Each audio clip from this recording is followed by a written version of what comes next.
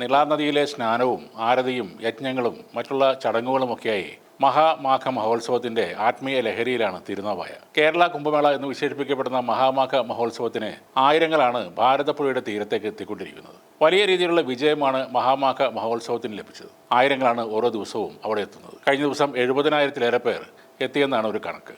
മലയാളികൾ മാത്രമല്ല, ദക്ഷിണേന്ത്യയിൽ നിന്നും ഉത്തരേന്ത്യയിൽ നിന്നുമെല്ലാം വിശ്വാസികൾ അവിടേക്ക് എത്തുന്നുണ്ട്. ബ്രഹ്മദേവന്റെ യാഗഭൂമിയാണ് തിരുനാവായ മണപ്പുറം. ഭാരതപ്പുഴ ത്രിമൂർത്തി സംഗമ സ്ഥാനവുമാണ്. പഴയകാലത്ത് മാഘം നടന്നിരുന്ന ഒരു വേദിയാണത്. കുംഭമേള പോലെ വലിയ ഉത്സവമായിരുന്നു പണ്ട് ഇവിടെ നടന്നിരുന്ന മഹാമാഘവും. തീർത്ഥാടകർക്ക് സന്തോഷം പകരുന്ന വാർത്തയാണ് ഇന്നലെ റിപ്പബ്ലിക് ദിനത്തിൽ BJP സംസ്ഥാന അധ്യക്ഷൻ രാജീവ് ചന്ദ്രശേഖർ പങ്കുവച്ചത്. കേരളത്തിലെ ഈ കുംഭമേളയിൽ പങ്കെടുക്കുന്ന തീർത്ഥാടകർക്കായി പ്രത്യേക ട്രെയിനുകൾ അനുവദിച്ചതായി അദ്ദേഹം ഫേസ്ബുക്കിലൂടെ അറിയിച്ചിരുന്നു. ഋഷികേശിൽ നിന്നും വാരണാസിയിൽ നിന്നും ആരംഭിക്കുന്ന ഈ ട്രെയിനുകൾ എറണാകുളം വരെയാണ് സർവീസുകൾ നടത്തുന്നത്. വളരെ കുറഞ്ഞ സമയം കൊണ്ട് ആസൂത്രണം ചെയ്ത പരിപാടിയായിരുന്നിട്ട് പോലും ഉദ്ദേശിച്ചതിനേക്കാൾ ഗംഭീരമായി അവിടെ എല്ലാം നടക്കുകയാണ്. തിരുനാവായ കുംഭമേള നടക്കുന്നു എന്ന വാർത്ത അറിഞ്ഞപ്പോൾ മുതൽ വലിയ തർക്കങ്ങളാണ് സോഷ്യൽ മീഡിയയിൽ നടന്നത്. മലപ്പുറം ജില്ലയിൽ ഇത് നടക്കുമ്പോൾ ഉണ്ടാകാവുന്ന മതസ്പർദ്ധകളായിരുന്നു പ്രധാന ചർച്ചാ വിഷയം. എന്നാൽ മുഹമ്മദ് അലി എന്ന നാട്ടുകാരൻ പറയുന്ന ചില കാര്യങ്ങൾ കൂടി കേൾക്കുക. പ്രിയപ്പെട്ടവരെ, ഏതാനും ദിവസങ്ങളായി കുംഭമേള ശാന്തമായ അന്തരീക്ഷത്തിൽ ഇവിടെ നടന്നുകൊണ്ടിരിക്കുകയാണ്. ഭക്തിനിർഭരമായ അന്തരീക്ഷത്തിൽ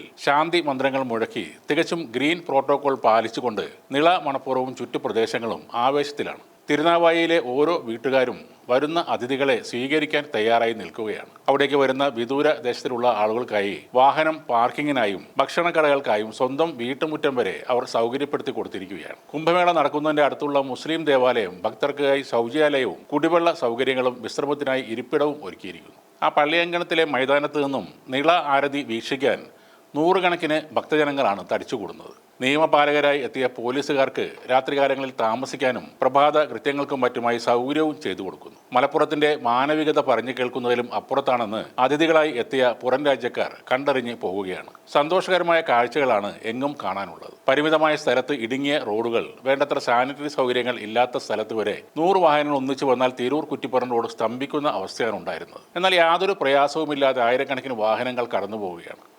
ഈ വരുന്ന വാഹനങ്ങൾക്കെല്ലാം ഇവിടെ സ്ഥലം കണ്ടെത്തി സ്വകാര്യ വ്യക്തികൾ തന്നെ പാർക്കിങ്ങിന് സൗകര്യം ഒരുക്കി നൽകി.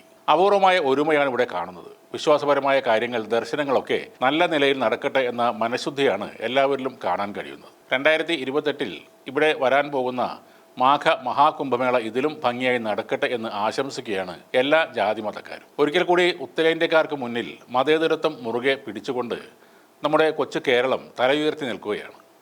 മതത്തിൻ്റെ പേരിൽ പാവപ്പെട്ട വഴിയോര കച്ചവടക്കാരെ പോലും തല്ലിയോടിക്കുന്ന UP സർക്കാർ കണ്ടു പഠിക്കണം കുംഭമേള ആഘോഷമാക്കുന്ന മലപ്പുറത്തെ മലയാളി സമൂഹത്തെ.